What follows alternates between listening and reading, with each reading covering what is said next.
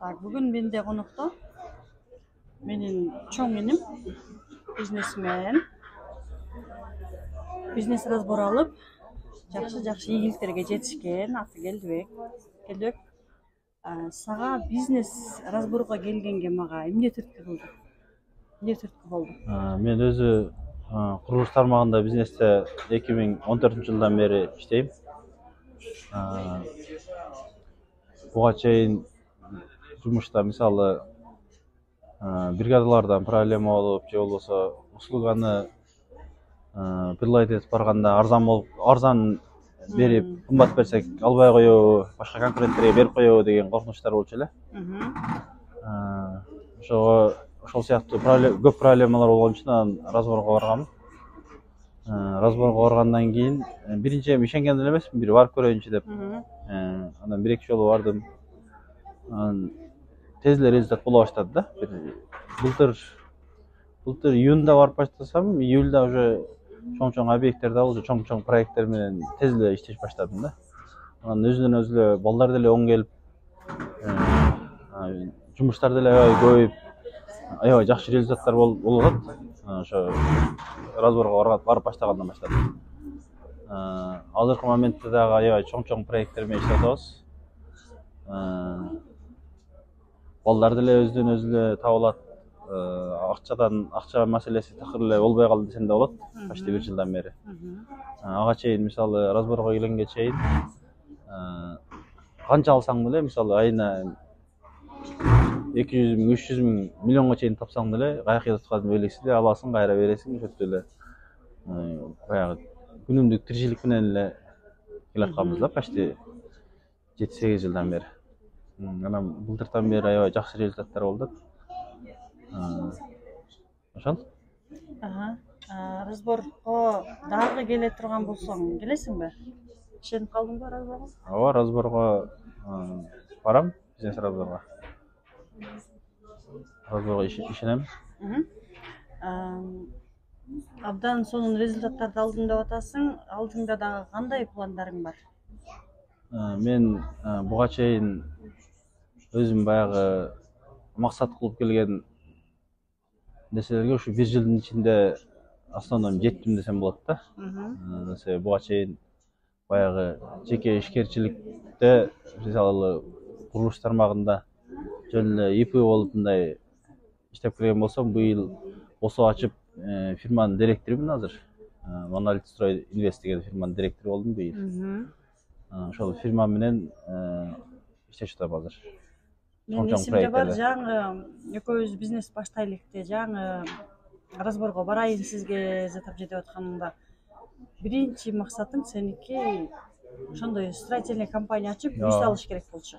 Ошол болчу. Ошол максатың орундалыптыр азыр, э? Ошол өзүм үй салып баштай элекмин, бирок ошо строительный компания ачып, осо болуп, ал жака бухгалтер алып, прораб алып, мастерлерди алып, штатка адамдарды алып, адамдар көбөйүп, чоң проекттер менен иштешип атам да азыр. Чоң объекттер мененчи. Чоң мамлекеттик деңгээлдеги? Мамлекеттик деңгээлдеги проекттер менен иштешип атабыз азыр. Мындайча айтканда биринчи кадамдар уже башталыптыр, э? Ооба. Эми чоң үйлөрдү алып салганга оңой эле. Эми уже мындай айтканда чоң дом салганга бир 30-40% уже ишке ашып баратат десем болот да. Ушул жаңы разборго келип баштаганда, ушундай строительный компания ачам деген кыялдарыңды ушундай бир жылдын ичинде аткарылат деп ойлодуңбу эле? Жок, ойлогон эмесмин. Буга чейин баягы негедир эле мен негизи ошо бир курулуш тармагына келгенден 3-4 жылдан кийин аракет кылып баштагам негизи фирма ачкангачы. 2018-жылы Ачыкташ Стройдо фирма ачкам, бирок фирма ачып документ болгону менен мындай ушул фирманы иштетип кеткенге негедир оң келген эмес да. Оң келбей эле ошо менен фирмам иштебей эле турган. Ал фирмам ачылган боюнча эле нерабочий эле болуп турган да. Анан ошо былтырдан бери ошо разборго келгенден бери аябай жакшы мындай курулуш тармагындагы күчтүү адамдар менен иштешип, өзүнөн өзү оң келип эле алар менен кайра кийинки объекттерге жумушка чакырышып, ал жактарын бүтүрүп берип, аябай жакшы результаттар болду да. Жакшы. Анда азыркы учурда бизде Кыргызстанда көптөгөн бизнесмендер бар да. Ордунан жыла албаган. Же бар бизнесин чоңойто албаган. Сен мисалы максатың ордунан жылып, плюс кошумча бизнесимди чоңойтом деп атпайсыңбы? Ошол нерсенин баарына жеттиң бүгүнкү күндө. Ооба. Башка бизнесмендерге кандай сунушуң бар? Ошо өзүмдүн максат кылып келаткан максаттарымын мындай айтканда 1 жылдын ичинде мындай күтпөгөндөй результаттар болду, аябай жакшы. Өзүмдүн планым боюнча кандай болсо ошондой эле ишке ашып келатат да. Былтыртан бери аябай жакшы результаттар болду десем болот. Баягы мурда ордуман жыла албай эле, чоңой албай эле баягы бир эле ишим менен кайра элек болуп, тапкан акчам мисалы канча оборот, 1 миллион оборот же 2-3 миллион обороттун айланасында эле жүрө берген болсом такалып элечи. 1 жылдын ичинде аябай өсүш болду деп айта алам да. Анан бул бизнес разбордун дагы мындай мен өзүмдүн байкашым боюнча да, бул баягы адамдагы болгон кичинекейинен келаткан баягы коркунуч сезимдер, мисалы ушул акчамды жоготуп албайын, ал жака кирсем ал объектти бүтүрө албай калайын деген баягы коркунуч сезимдер болот да. Ошондой коркунуч сезимдерден көп арылтат экен. Кичинекей өзүбүздө ата-энебиз же болбосо мындай айлана чөйрөдөгү адамдарбы баягы уруп же башка болуп ошодон страхтар калып кетет экен адамдын ичиндечи. Ошолордун баардыгынан бул бизнес разбордун эсебинен арылат экен да адам. Ошону түшүндүм да мен. Да.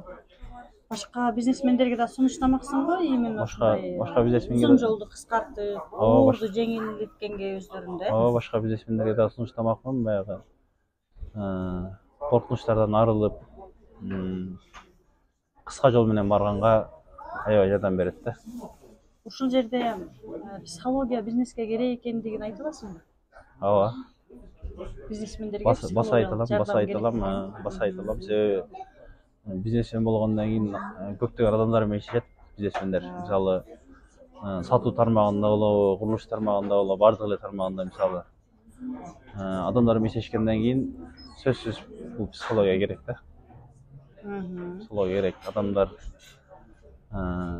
кайсы адам кандай ойлонуп атат, ошолордун баарын билип турасыз да. Жана акчалык деңгээлин көтөрүү, адамдар менен байланышуу. Ошол эле учурда үй бүлөдөгү мамиле. Бизнесте деле мисалы ошо жана акчанын баягы финансовый термостат деп коет го. Ошонусу позволять этпеген адамдар мисалы бизнесте деле кичине акчасы көбөйгөндөн кийин уже расслабляться этип, дальше кылыштын кереги жок же болбосо ошондойдун айынан көптөгөн бизнесмендер банкротко учурайт. Бул именно психология ошол адамдын өзүн өзү кармап, дальше өзүнүн койгон максаттарына жеткенге аябай жакшы жардам берет да. Рахмат, ийгилик каалайм. Ушинтип элдин кызматына бүгүнкү күндө элге кызмат кылып атасың. Мамлекеттиктен келди, элге кызмат кылып жүрөр. Рахмат. Ден соолукта бол. Мага Сизге да рахмат. Разборго. Сизге да рахмат. Дагы да көтөрүлөр. Рахмат, ийгилик каалайм. Рахмат, иштериңизде ийгилик болсун сизге.